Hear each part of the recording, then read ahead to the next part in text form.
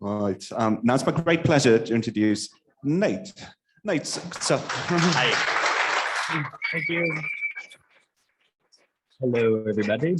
Yeah, so my name is Nate. I am with Open Source Connections. So if you have any questions about that stuff, please ask me after. But I'm super excited to be here, super excited to be back in person, super excited to be in Berlin and see all of the people's pretty faces that I've been seeing on Zoom.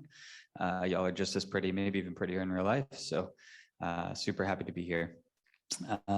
This is where what I'm gonna talk about today, and it's really kind of a culmination of a couple projects we've worked on with e-commerce clients, right? And so the general outline is taking kind of raw data that you might have, figuring out how we can massage, cut, polish. I'm going to use a gemstone analogy throughout the talk, and actually move it into ranking factors that are really tethered to business objectives, right? And maybe open up the door to get us into a place where multiple rankers are available. We present people different rankers based on phenotypes that we detect in our system, things like that. So that's really where the goal of this talk is. And I'd love to get feedback from everyone after the talk. So let's get into it. So BM25, we always get this question. I'm a search consultant after all. People are like, what's BM25 mean? Right? And old me was going through this is best match 25, there's this, there's that, it's an extension of this and that. So what I'm telling people nowadays is it's business match, right? And this is kind of what I want people to think about. Instead of being down this road of like what real BM25 is, let's think about what we can do to actually make it a business match for us. And instead of it being something that we're only kind of leaning towards in terms of search keywords, just getting a little weird, something weird happening. I think we can live with a little cutoff. It's not the end of the world. And so, right, there's some vulnerabilities for BM25 in e-commerce settings, right? We all know about those. But I think the other really compelling things about leaning into this kind of business match version of BM is that you get people on the other sides outside of the tech team really bought in very, very fast. And having people that are motivated to work with you is way more powerful than anything else in this whole effort, right? So the sooner it's an organizational level, the organizational effort, the better, right? And I think everyone here, right, show of hands real quick, who has KPIs for their team, who understands other teams' KPIs, right? Only 2, 3, right? I think hopefully everybody, right? Maybe their KPIs, OKRs, whatever the jargon is for y'all, but everyone already has these, right? These are literally what's going into everyone's performance reviews every year for did you hit it? Did you get close? Did you even try, Nate? Stuff like that. And I think what I want to do here is get people focused on that, right? We already have these. We know what these signals are. We spend a lot of time researching them. So let's just start taking search and getting search to be aligned with that, right? We don't have to reinvent the wheel. We just have to make search part of that. So I want to introduce this phrase. I'm not sure if it stretches beyond America or British English, but this a diamond in the rough phrase. And it's really this idiom that means when you find something that is in poor condition, but that is likely to become valuable with appropriate care or attention, right? So they have this example of a house, right? You've a fixer-upper, if you will, something that's rough, but maybe it has old hardwood floors under carpet or something beautiful or lovely old stained glass, right? It just needs some TLC. And then it'll actually become really beautiful on the other side. And I think a lot of these signals that we fall into are like that, right? We have all of these kind of different data attributes sitting around, and off the bat, they're not actually super, they don't lend themselves super well to incorporating into ranking signals, right? Things like clicks, purchases, returns, price, lots of these end up being kind of unbounded, right? So how do you actually combine these with your text ranking signals? Category rankers. You can do things like multiply, scales are always a problem for all of this stuff. And so what we're really trying to do here is get this back to like a way where we can quickly kind of combine these things, almost like Lego blocks, right? And so these are really just the tip of the iceberg, right? Just for something like price, you can go much deeper than just what the price is relative to competitors, discounts, to MSRP. A lot of things are possible underneath the hood here. Just gonna let Charlie get this picture. So the one thing I do want to call out, and this is something that's bit me more times than I would like to admit, but if you're going to do this, you cannot ever use lifetime signals, right? I mean, you get into this kind of like title lock problem, right? Where you have the lifetime ranking, therefore all of the position bias that you're seeing, all of the presentation bias is the lifetime signals, and it's really hard to start surfacing new content if people are bringing it into your catalog, and things like that. Your click data might look pretty good, but if you care about kind of continually changing and growing over time, it's going to be difficult, right? And so this is kind of a little poem I've been trying to push America this whole trip, but it's a lovely poem by Robert Frost, and it's this. I'll just read it real quick. So that nature's first green is gold, her hardest hue to hold. Her early leaf's a flower, but only so an hour. Then leaf subsides to leaf, so Eden sank to grief. So dawn goes down today, nothing gold can stay. And the real take home here for us is that like these things are all good. They're all beautiful and good, but they're in the short term, right? And they need to be so, just because we don't want to be stuck in that long-term title rank problem. So this is actually something that the perks of doing in-person conferences. As I went home last night after having a lovely conversation with Felix. I don't know where you are, Felix. But there were lots of lovely conversations last night too. But the idea is this idea that we kind of hatched together. This is also my favorite head-tail conversion chart now. I didn't make this, but I think it's adorable and lovely. So what happens when you're doing this windowing thing? Oh wait, make sure everyone gets the pictures. And there's a link to the actual creator of this in the slides that I'll share later. We want to kind of window based on frequency, right? So it doesn't make sense to just apply the same window for everything, right? If you have sparse data, you're always going to have sparse data. If I start to input a 1 week window and everything, that's going to quickly just turn into a no data problem, right?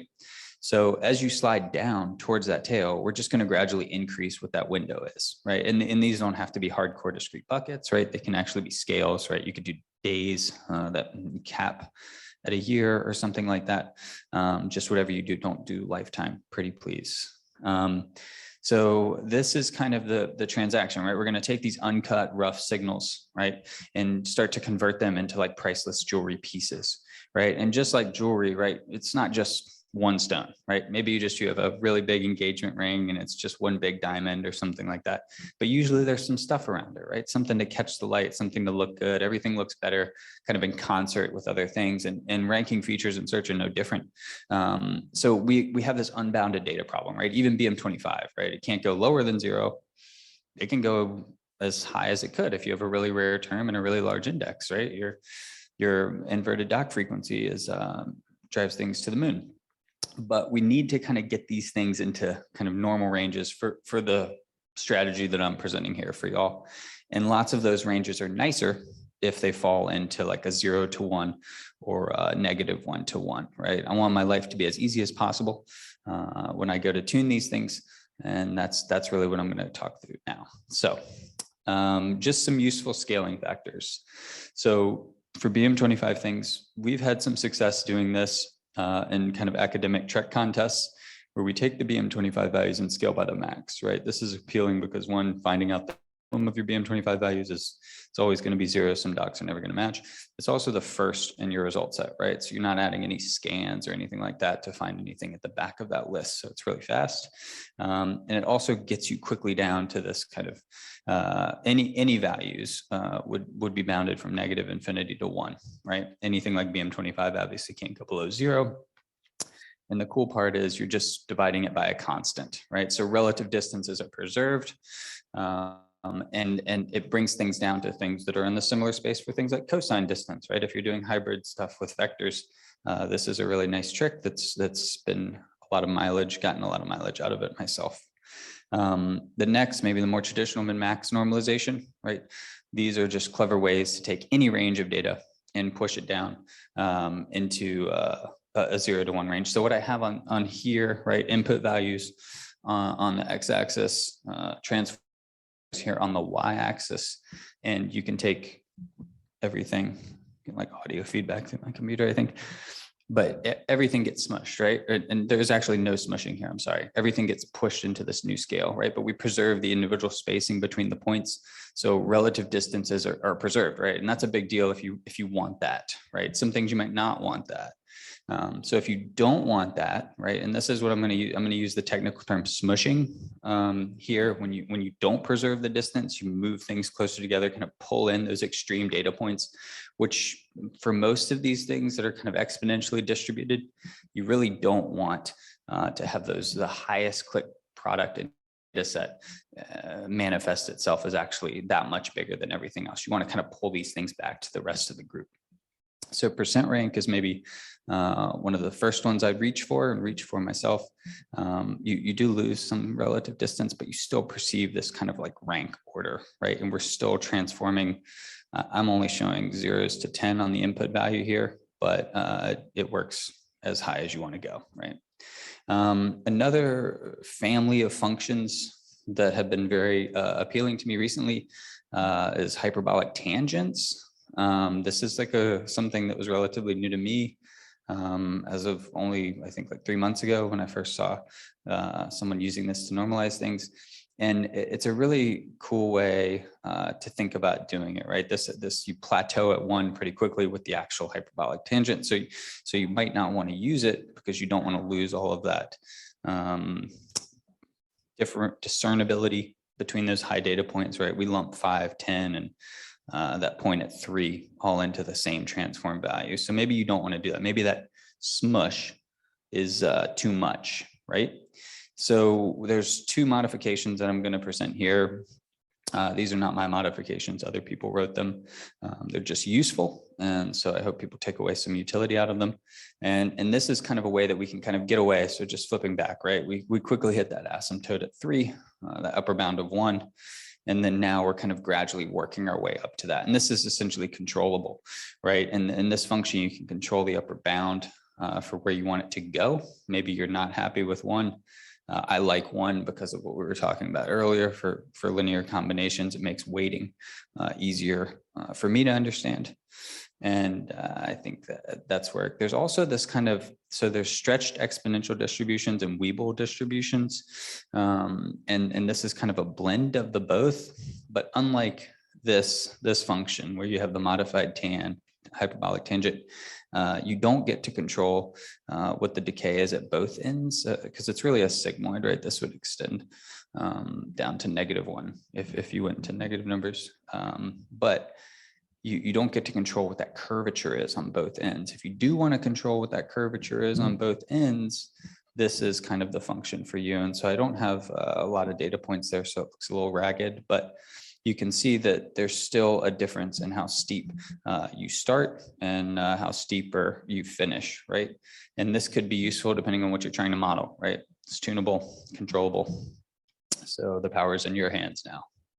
So really all of what we were trying to do with those things is just normalize things back to a regular scale, right? And then now we can just kind of linearly combine things, right? This is a super easy thing to optimize, right? Which is really great for us. We could stick algorithm tuners on it. And we get kind of interpretable human coefficients, right?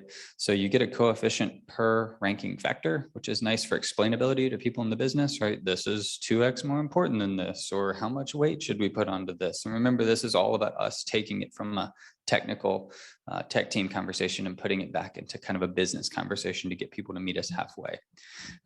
It's just a sum across the ranking features, which is really nice if you use elastic should clauses, right? You know, this stuff's just built in for you. You can have an each clause for each one of these things. And ultimately at the end, you're going to get kind of this polished, finished product out of it, this diamond, right? We took it out of the rough and we made it a diamond. And so that's really all I wanted to talk about. So I think I kind of flew through that, but thank you so much for listening. And just as a recap, really, you can take it might look rough today. Your data might not be as pretty as you want. You might struggle to how you integrate it. But with some polishing and some TLC, you can really build these beautiful ranking features for your business that will make everyone in the org happy. So thank you so much.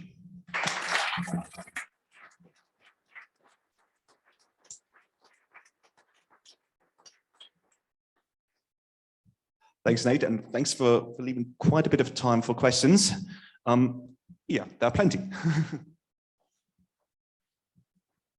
Yeah, please help me fill the time. Yeah, thanks, Nate. I really enjoyed your talk. I have one question regarding seasonality. If you have a time frame of like 1 month or even 1 year for fashion queries, for example, how do you take that into account? Yeah, so I think the time windows, you can still have a time window and just have an offset introduced in that time window, right? If you were interested in doing that, you'd still use a 3-month window and just have a 12-month offset or something like that. So you'd have a lagged, an annually lagged window, which is, it still fits the don't use lifetime motto. Thank you for your talk. I have a question. What to do with correlated features? For example, like with time windows, you have CTR for 1 week and 2 months. They're usually kind of the same, but sometimes different. But if you plug them linearly, you probably will have problems combining them. Yeah, so about using kind of the same feature with 2 time windows in it. Yeah, that's a great question. I've only used features once, right? I'm not trying to kind of repeat the utility of that one feature. I do think lots of this is informed more by trying to get different things that aren't reflected in the search algorithm out of the box. And I'm also not recommending that you just throw a bunch of these kind of any signals that the model wants to use in there for the tuning, right? I think you define which features you want from the business end of it. So if the business cares about price goes up, price gets 1 slot, and then we tune the weight in the window of price. We don't give the model the option to select 2 windows for price, right? Or something like that. And I think that should hopefully defend ourselves against what you're talking about with collinearity. So great question though. Any other questions?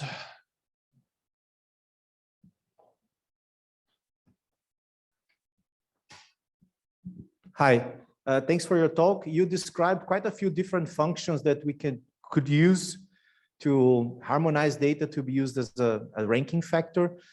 Do you have any insights which function is better suitable for what kind of ranking attributes? Because we have like top seller figures, CTR, ratings, I don't know, some kind of timestamp like the how new a product might be. So do you have any experience which one of those functions would be better suitable for ranking each kind of data? I'm hesitant to give best recommendations for each one. I think if you set up that as a buffet of functions with your prescribed features that the business defined, I generally just let my algorithm tuning decide which normalization seems to produce the best results for them. I do think something that I glossed over here is kind of other styles of transformation, right? Taking things and like log transforming them to get them to be more normal, step transformations to put things into like a discrete space that you care about with certain cutoffs. But I don't have kind of an itemized list. I think kind of that's where you're going, right? You have a price feature, you should think about this normalization, but that's kind of where this talk hopefully ends up after a year of work, because we want to drive forward to this kind of shared e-commerce understanding so that people could start an e-commerce shop and be like, I have these features. What's a good rule of thumb, a good place to start? So I love the idea, and I think I'll definitely try and do it and build out something that looks like a reference table for that, because it's a great idea.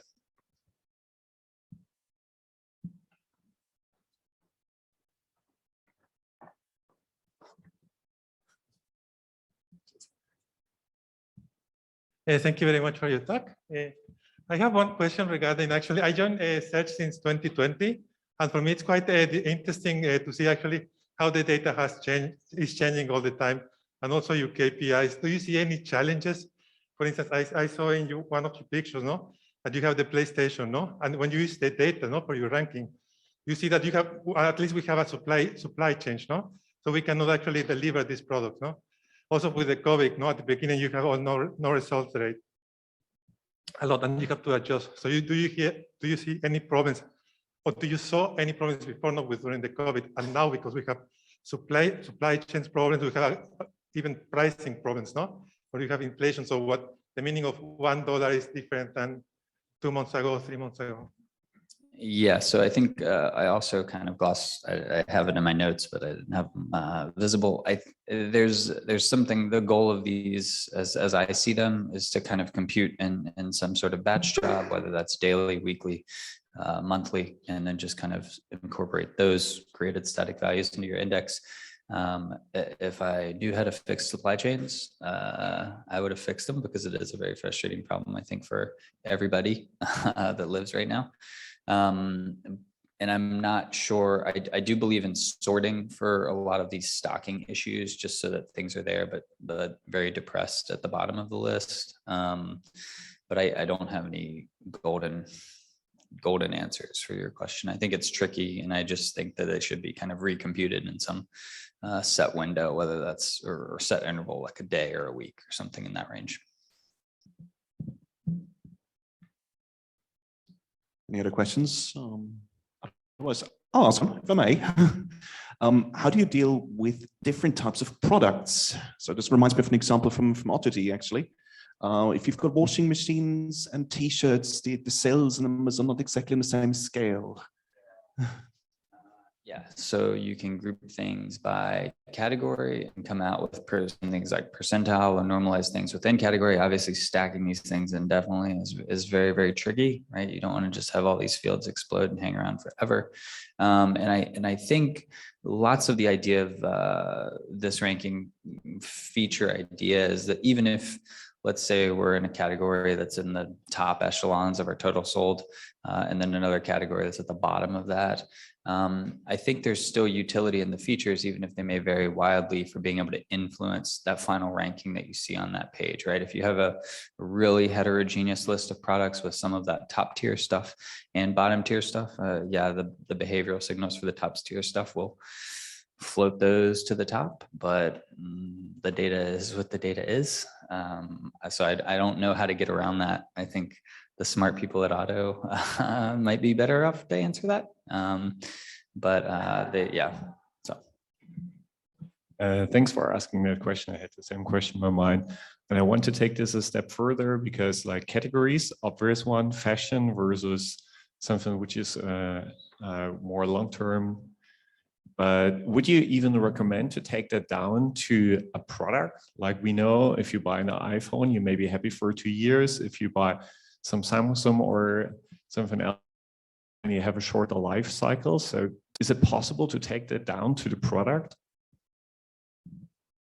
That's a good question. I haven't worked on a search problem that tries to take it down to the product. We have taken it down to the user that says you're biased towards, or this user displays a phenotype that's biased towards these brands, or they're a price sensitive user, or they're kind of a quality sensitive user. And so what we have done is, via setting local cookies for these kind of predefined rankers, reflect that to the user level, but have never done it down to the product level. But maybe we should talk about that, because I think that's a great idea. This is why conferences are so lovely, because it's like a cross-pollination event. All right. Thanks a lot for your talk and for answering questions.